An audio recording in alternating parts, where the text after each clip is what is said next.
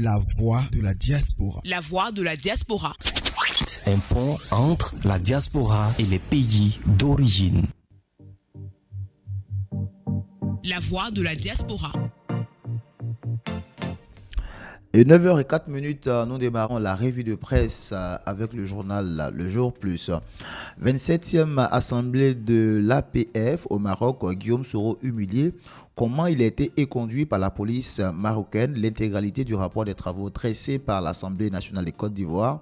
Et puis éducation nationale, la lutte contre l'apatridie, la première dame sauve plus de 600 000 élèves. Attaque à Yopougon Gesco, ce qui s'est réellement passé.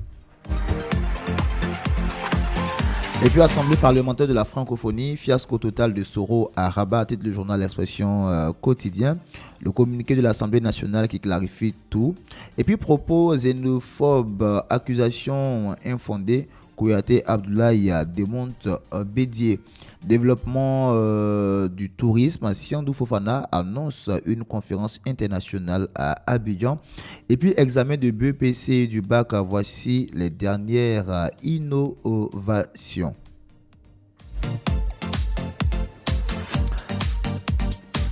Et puis 27e assemblée régionale de l'APF à Rabat, Soro le fiasco marocain.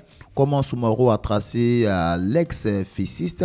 Il n'avait reçu aucune invitation des autorités marocaines. Les services de police chérifiens l'ont refoulé à la porte de la réunion, titre le journal Le Patriote. Et puis examen du BEPC, du CEP et du bac à 1 289 603 candidats composent cette année. Le quotidien d'Abidjan, 27e assemblée régionale parlementaire de la francophonie, Ouattara perd une grosse bataille face à Soro. Amadou Soumaoro, proprement humilié à Rabat. Et puis Soro, le coup d'État n'a pas eu lieu. Filière Anaka d'un syndicat dénonce les exportateurs véreux.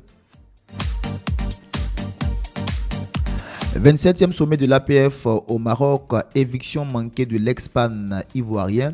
Soro déverrouille Ouattara à Rabat. Le PCP reste le premier vice-président mondial de l'APF. Comme Amadou Soumaro a échoué devant le député de Ferké, le sommet d'Abidjan a menacé.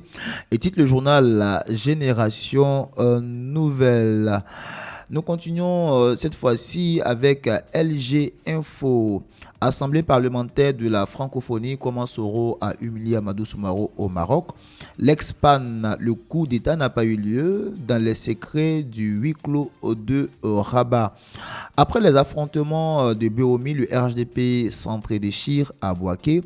Et puis, orpaillage clandestin, fraude sur la nationalité, menace contre Bédier, un ex-baron du RDR, crache ses vérités à Ouattara. Insécurité à Yopougon, 2 morts dans l'attaque d'une brigade de gendarmerie. La voix de la diaspora. Excédé, un ministre lâche et incendie Ouattara. La xénophobie et le tribalisme règnent au RHDP. Les autorités actuelles sont corrompues. Il y a une absence totale d'état de droit, titre le journal Le Temps. Et puis, refus de régime Ouattara de réformer la CEI, Ouéyen dévoile tout député français. Et puis, litige foncier à Yamoussoukro, les populations interpellent les autorités judiciaires. Éducation nationale, la grosse colère des inspecteurs. Et puis, élection en 2020, depuis Ayamé, Koa aux Ivoiriens. Vite une mobilisation nationale pour sauver le pays. Transfusion sanguine, voici le prix réel de la poche de son titre le journal Le Mandat. C'est qu'il faut payer dans les CHU, CHR, formation sanitaire, clinique privée, etc. Les clarifications du DG du CNTS.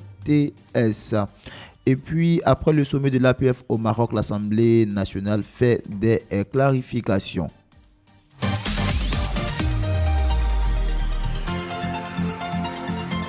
La voix de la diaspora. Fusillade mortelle à l'entrée nord d'Abidjan, des révélations sur l'affaire des artistes abattus et de gendarmes blessés, titre le journal Soir Info. Assemblée parlementaire francophone à Rabat, le Parlement ivoirien catégorique. Soro a été éconduit par la police marocaine. Pour Soro, le coup d'État n'a pas eu lieu.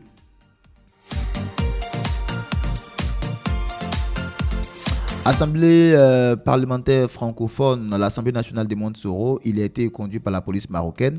L'ex-PAN revendique la victoire. Le coup d'État n'a pas eu lieu, titre le journal L'Inter. Et puis, examen de fin d'année des changements annoncés au CEP, BEPC, BAC 2019. Les explications de la DECO.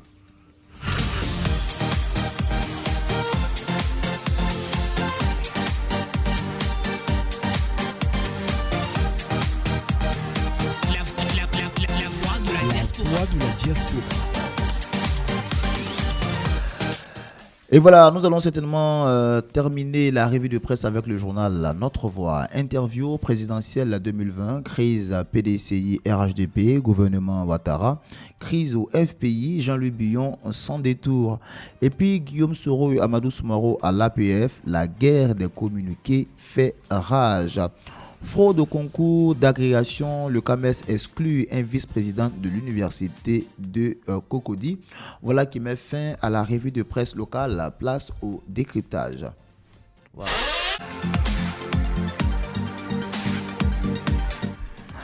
Décryptage de l'actualité internationale, 2 journalistes français violemment interpellés en Centrafrique lors d'une manifestation.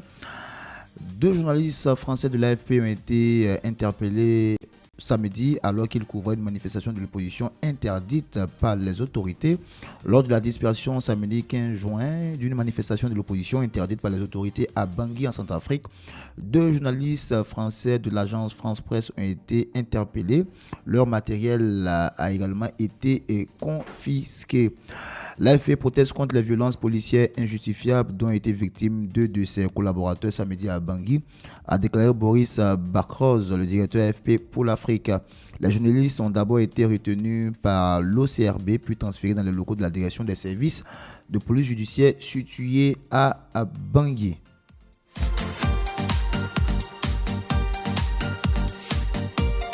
Et puis au Soudan, l'ex-président Omar El-Béchir est transféré au parquet avant sa comparution. Omar El-Béchir, ex-président soudanais déchu par l'armée après un large mouvement de contestation, a été transféré dimanche au parquet anticorruption. Il devra répondre devant la justice de plusieurs chefs d'accusation. Il s'agit de sa première apparition en public depuis sa destitution le 11 avril 2019. Vêtu de la traditionnelle djellaba blanche et d'un turban, l'ex-président soudanais Omar El-Béchir a été conduit dimanche 16 avril au parquet en charge des affaires de corruption à Khartoum. C'est depuis sa prison escorté par un convoi de véhicules militaires et par des membres de forces de sécurité lourdement armés que l'ancien homme fort du Soudan est arrivé devant les locaux du parquet. L'accusé Omar El-Béchir a été informé des accusations qui pèsent contre lui pour la possession de devises étrangères, corruption et réception de cadeaux de manière illégale, a indiqué aux journalistes un responsable du parquet. Les chefs d'accusation lui ont été lus en présence de son avocat, suite à quoi Omar El-Béchir a pu répartir au bout de quelques minutes.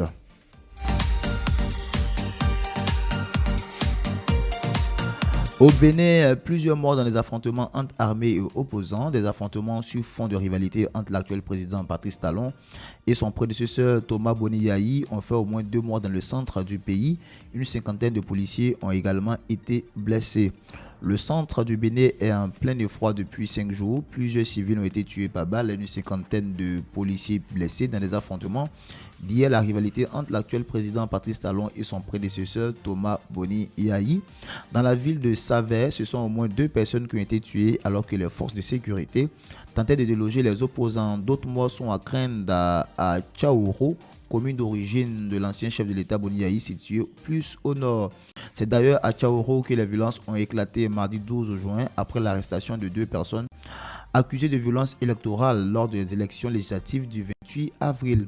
Se soulevant contre ce qu'elle qualifie d'arrestation arbitraire, les populations ont bloqué la route nationale, artère économique de ce petit pays d'Afrique de l'Ouest. Le ministre de l'Intérieur, Saka Lafia, a déclaré samedi soir lors d'une conférence de presse, les agents des forces de l'ordre et de sécurité ont été dans la nuit de vendredi à samedi la cible de tirs nourris auxquels ils ont riposté dans la localité de Tchaourou et de Savè, tuant ici les assaillants. À ce jour, on dénombre une cinquantaine de blessés parmi les forces de défense et de sécurité, dont 10 graves, a-t-il poursuivi.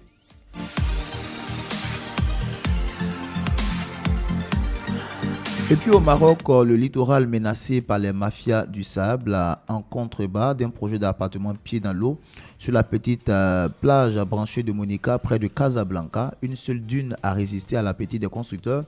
Ici comme au Maroc, le sable est pillé pour nourrir une industrie du bâtiment croissante. Un rapport du programme des Nations Unies pour l'environnement sur la surexploitation du sable dans le monde, publié début mai, pointe du doigt le rôle des mafias du sable dans la disparition des plages marocaines sur fond de bétonnage du littoral.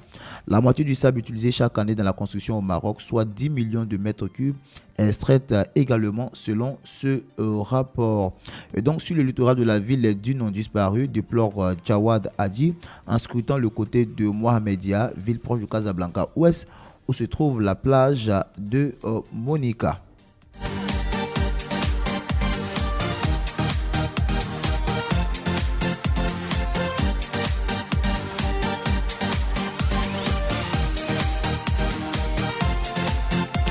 Et puis au Kenya, un député traduit en justice pour avoir giflé sa collègue au Parlement. Un député kenyan va comparaître ce jour après avoir agressé sa collègue comme relayé par les médias locaux. Les faits sont déroulés jeudi peu avant la session du Parlement sur la présentation du budget. Rachid Kassim Amin, député de la circonscription de Wadir-Est dans le nord-est du pays, aurait frappé au visage sa collègue Fatouma Djedi, originaire de la même région et membre de la commission du budget. Il lui reprochait de ne pas avoir débloqué de fonds pour sa circonscription au titre d'un fonds spécifique pour le développement. Et donc, au sein même du Parlement, plusieurs députés avaient boycotté la session parlementaire pour marquer leur indignation. Le député incriminé va devoir s'expliquer devant le tribunal et sera inculpé pour avoir agressé sa collègue, indique le chef de la police de Nairobi. Le Parlement kenyan compte, notons-le, 76 femmes de députés sur 289.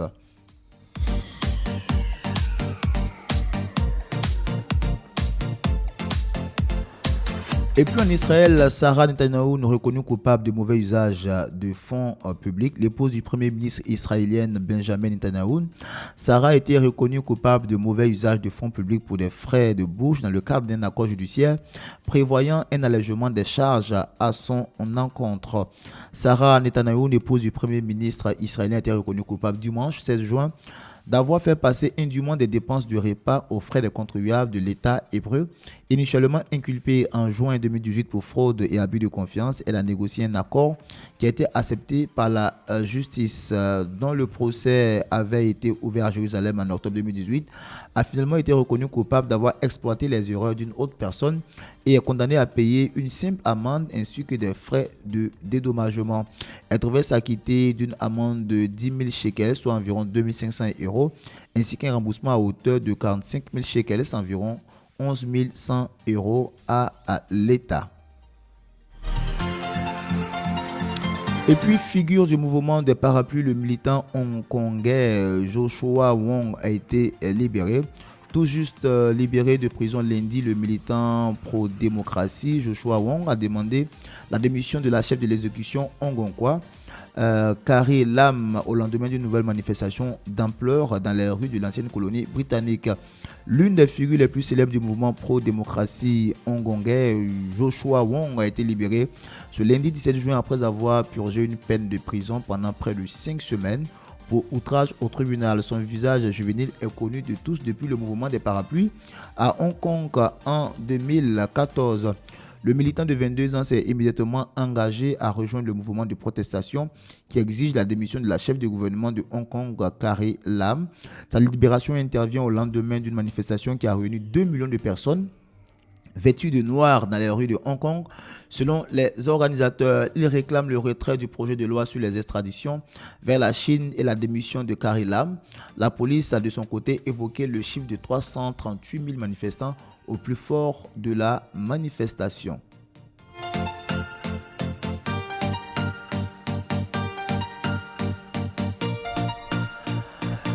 Et puis en France, il n'y aura pas de primaire à Paris pour les municipales annoncées, annonce Aurore Berger.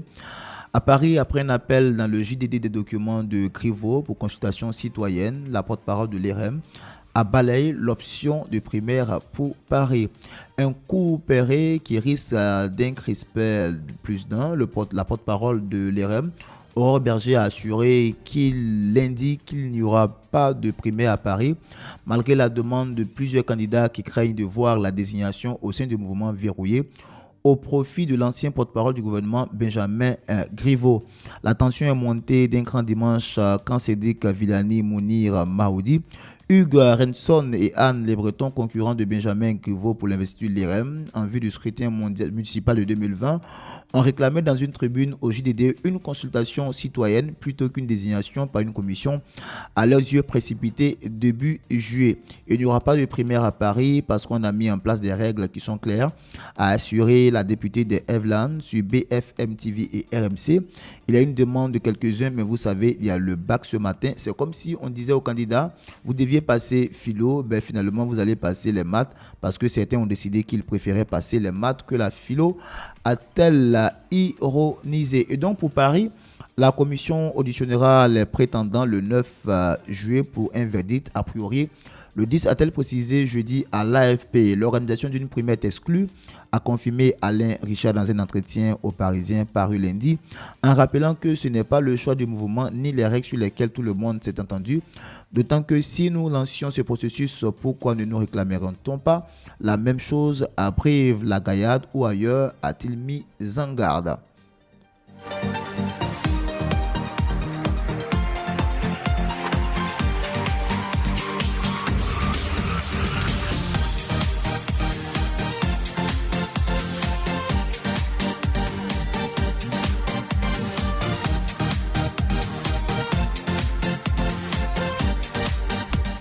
Et voilà, nous allons juste passer une petite transition avant de se retrouver pour terminer avec l'actualité sur le plan local. Il y a quelque chose. Et 439 529 candidats composent pour le BEPC 2019, c'est en Côte d'Ivoire. Après les épreuves orales qui sont déroulées du 11 au 14 juin dernier, ce lundi débutent les épreuves écrites du BEPC, session 2019 sur toute l'étendue du territoire national. Seront à l'épreuve 439 529 candidats qui vont composer dans 749 centres. Les épreuves se dérouleront jusqu'au 21 juin. Selon les chiffres de la direction des examens et concours d'éco du ministère de l'Éducation, les candidats se répartissent entre 200 571 filles, soit le 45,61%, et 238 958 garçons, soit 54,36%. Les candidats officiels sont 391 273, soit à 89,02%, et 48 256, soit 10,97% pour les candidats libres. La session 2018 avait enregistré 376 819 candidats pour un taux national d'admission de 60,14% contre 60,8% en 2017. Et donc, les résultats du BEPC session 2019 seront connus le 9 juillet. Le samedi 15 juin dernier, au cours de la traditionnelle cérémonie de lancement des examens scolaires tenue au CNMS, la première responsable de l'éducation nationale, Kandia Kamara, a mis l'ensemble des candidats surveillants et parents d'élèves en garde contre la fraude. Le pardon n'existe pas dans les cas de fraude et de tricherie. La directrice des examens et concours, Mariam Dosso Nimanga, a annoncé pour le BPC et le BAC l'instauration de la vidéo délibération dans la délibération des jurys des centres de correction et de la délibération dans les jurys d'Abidjan.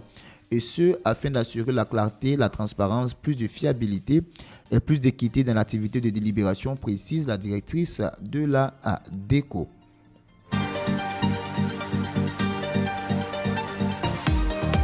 Et plus de tension au sein de la classe politique, le Haut Conseil des imams et des oulémas demande aux guides religieux de se démarquer des politiciens. Malgré la tension au sein de la classe politique ivoirienne, le premier responsable du front de la Oumma islamique et le Haut Conseil des imams et oulémas, le cheikh Bakari Chérif, a prédit que le désordre ne s'installera pas en Côte d'Ivoire et soutient par ailleurs qu'il n'y aura aucune animosité entre les politiciens.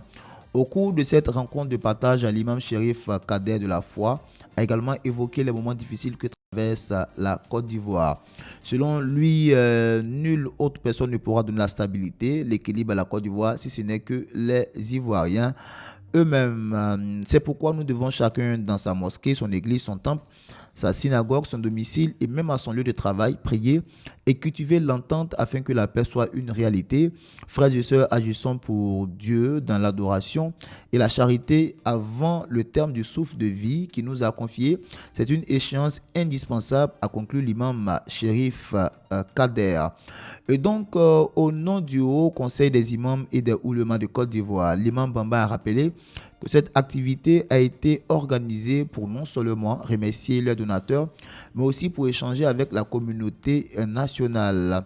Au vu des événements passés qu'a connu le pays, l'imam Bamba souligne que les guides religieux et éclaireurs de conscience ne peuvent pas rester inertes face à ces dérives qui mettent en péril la cohésion sociale tant recherchée pendant très longtemps, car les mêmes causes produisent les mêmes effets.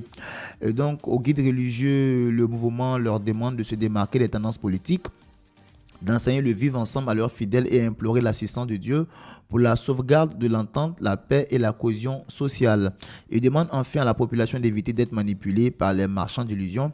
Au cours de ce partage de repas, les organisateurs ont remercié leurs donateurs, au nombre desquels le président de la République et son gouvernement, Simone Eivé Gbagbo, et la direction générale des cultes.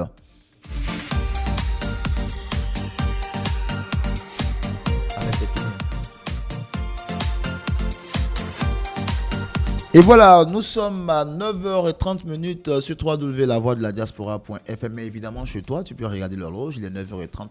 Nous sommes toujours ensemble. Je rappelle que cette émission commence déjà à partir de 8h. Nous avons, entre autres, les différentes étapes. Nous avons les journées mondiales. Après les journées mondiales, nous nous intéressons aux informations technologiques. Et puis, bon, les finances nous intéressent également. Juste après ça, on passe à la transition publicité. Et puis, on revient pour la seconde partie qui commence par la revue de presse.